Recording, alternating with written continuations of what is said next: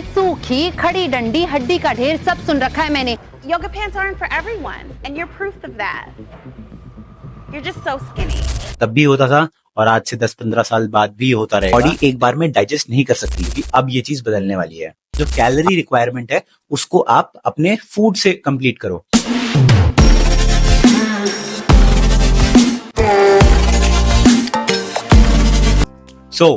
Current situation यही है, जो लोग फैट हैं उनको फैट शेम किया जाता है, जो लोग पतले हैं उनको भी शेम किया जाता है, बट उनके लिए फैट शेमिंग जैसा कोई टर्म नहीं बनाया गया आज तक। Hey, get lost, dork. Yeah, gain some weight, will ya?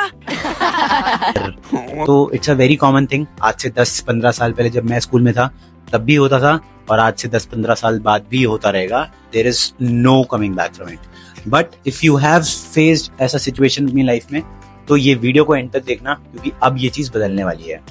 So welcome back to the fighters journey. आज का एपिसोड होने वाला है regarding mass gainers and gaining. तो गेनिंग सप्लीमेंट्स को लेकर आज के टाइम पे मार्केट में बहुत ज्यादा कंट्रोवर्शियल ओपिनियंस हैं, जिसमें मोस्टली इन्फ्लुएंसर्स का ओपिनियन यही रहता है कि you should not take gainers, rather आप वे प्रोटीन लो एंड वे प्रोटीन के साथ अपना जो कैलोरी रिक्वायरमेंट है उसको आप अपने फूड से कंप्लीट करो।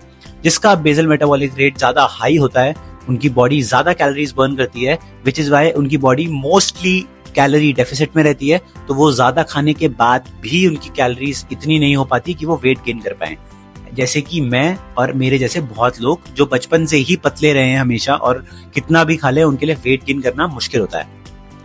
और जिनका बेसल मेटाबॉलिक रेट स्लो होता है उनकी बॉडी को इतनी एनर्जी रिक्वायरमेंट नहीं है अपने रेगुलर फंक्शंस को करने के लिए, इसलिए क्योंकि बॉडी रेस्ट पर कैलोरीज बर्न नहीं कर रही है। जो लोग गेनर लेना चाहते हैं उनके लिए एक कस्टमाइज्ड अप्रोच की तरह मैं इसको वीडियो को बनाना चाहता हूं, ताकि सब लोग जो कह रहे हैं वो आप करो, लेकिन आप एट द एंड अपनी तरफ से अपनी बॉडी की सुनो और जो आपकी बॉडी आपको बेस्ट डायरेक्ट कर रही है उसको आप यूज करो।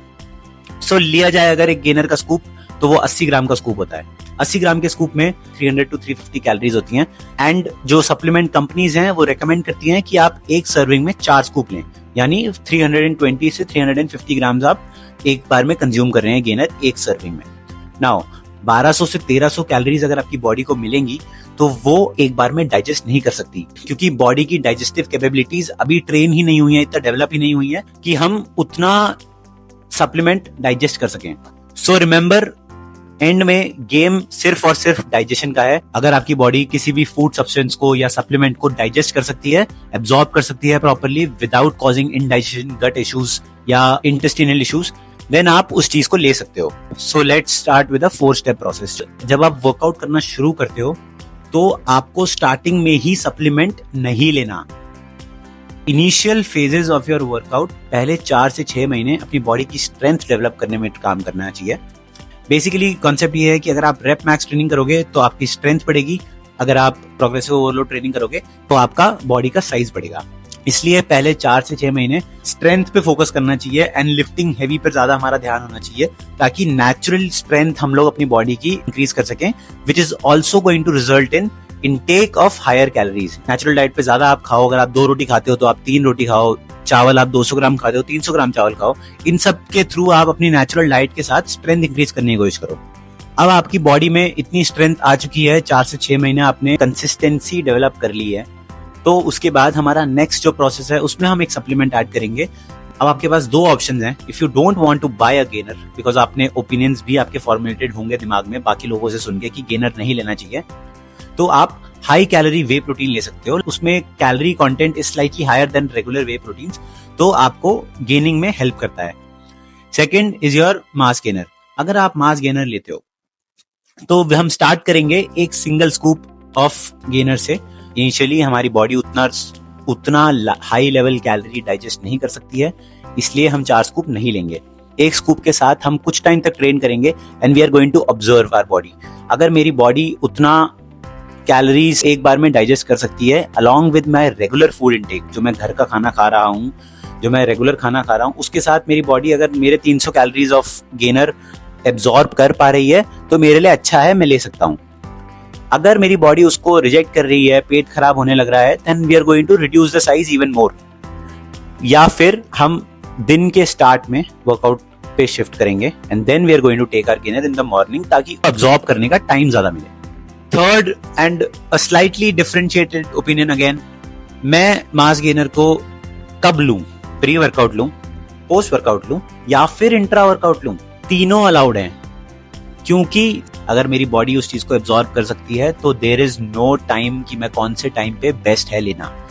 इट इज रेकमेंडेड कि आप पोस्ट वर्कआउट लें, क्योंकि पोस्ट वर्कआउट आप उसके बाद आप अपनी बॉडी को पूरा टाइम देंगे उसको एब्जॉर्ब करने के लिए, रेडी होने के लिए।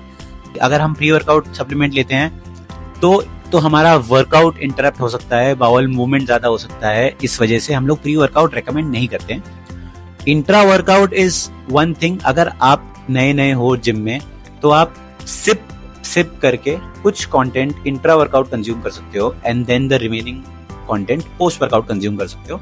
ये चीज मैंने करी है, इसलिए I am saying this is coming from a personal experience. मैं क्या करता था, मैं 500 ml का शेक बनाता था विद मिल्क इनिशियल फेजेस में and then I shifted over to water 500 ml। इसमें से मैं आधा शेक इंट्रा वर्कआउट सिप करता था within the first 1.5 to 2 hours of my workout and then the remaining half I used to drink after my workout. उससे हुआ ये कि डाइजेशन प्रमोट हुआ, मेरी बॉडी एक साथ इतना सारा कैलोरीज को कंज्यूम नहीं कर रही थी, 1-2 घंटे के पीरियड में 250 ml and then another 45 minutes के अंदर 250 ml कंज्यूम कर रही थी। तो मेरी डाइजेशन धीरे धीरे इंप्रूव हुई उससे मेरी बॉडी ने गेनर को एक्सेप्ट करना शुरू किया एंड माई मसल मास ग्रू। ये है फोटो मेरी 1 year चेंज की, जिसमें मैंने 4 से 6 महीने सिर्फ स्ट्रेंथ ट्रेनिंग करी है and after 6 months I took 3 to 4 months के लिए I started taking mass gainer and उसके बाद मैंने वे प्रोटीन पे स्विच किया। तो अब सबसे इंपॉर्टेंट चीज जो मुझे लगती है कि मेरे से जाने अनजाने में लेस इन्फॉर्मेशन था फिर भी सही हो गई, तो वो चीज आगे बतानी चाहिए। इसलिए हम 1 या 2 मास गेनर्स कंप्लीट करने के बाद मास गेनर्स पर वापस नहीं आएंगे।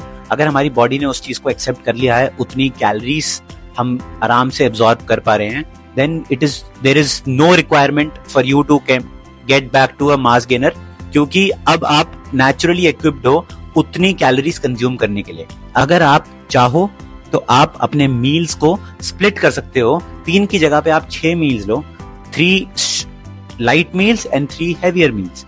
इससे आपकी बॉडी में ओवरऑल कैलोरीज भी डिस्ट्रीब्यूट होकर आएंगी, जो आपको एब्जॉर्ब करने में आसानी होगी, डाइजेशन प्रमोट होगा and your body is going to be able to grow naturally without any supplementation. Again, coming from my personal experience, मुझे इससे बेनिफिट हुआ था, इसलिए मैं ये शेयर कर पा रहा हूँ आप लोगों के आगे। आई होप आपको इससे कुछ सीखने को मिलेगा and you will grow. And comment करना आपका फेवरेट सप्लीमेंट कौन सा है, कमेंट में ही रिप्लाई कर दूंगा आपके सप्लीमेंट का रिव्यू में। And I will see you in the next video. Bye bye.